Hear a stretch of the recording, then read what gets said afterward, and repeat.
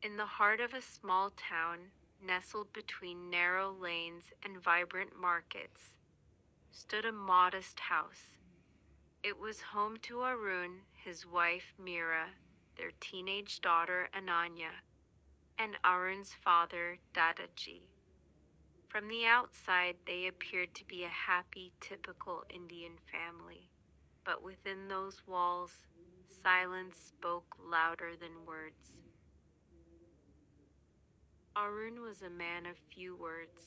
After his mother's death, he had buried himself in work, spending long hours at the office.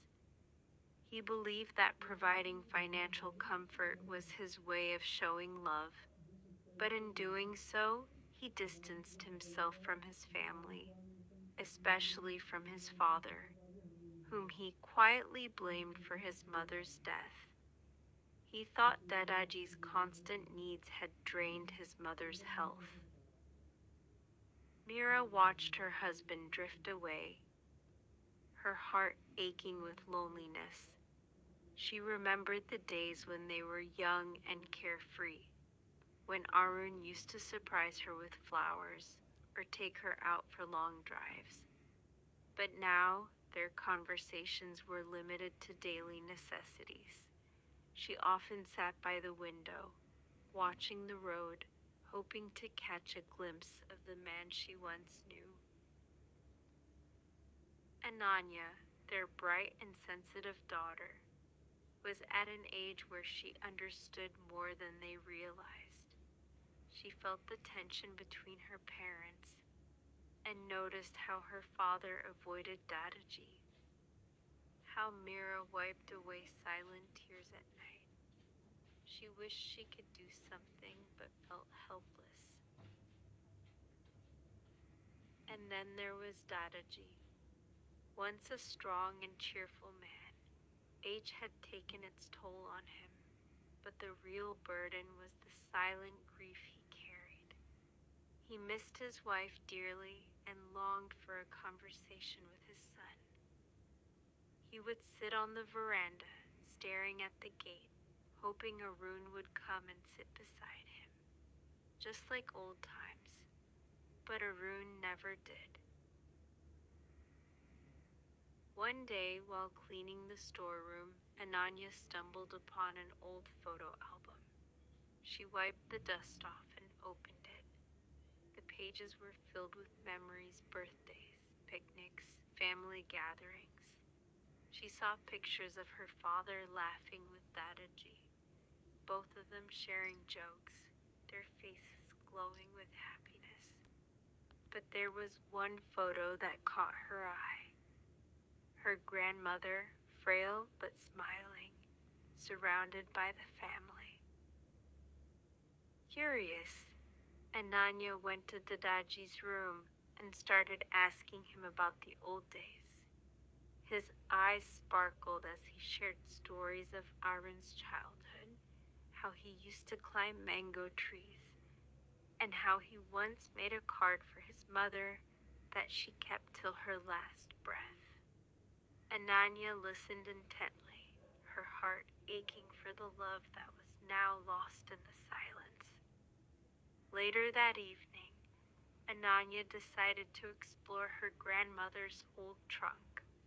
Among the neatly folded saris, she found a letter. It was addressed to Arun in her grandmother's delicate handwriting. The letter was a heartfelt message, written just days before her death. It spoke of her love for the family and her wish for them to stay united. She had urged Arun to take care of Dadaji, knowing he would need his son after she was gone. Ananya felt a lump in her throat. She realized this letter was the missing piece that could heal her family.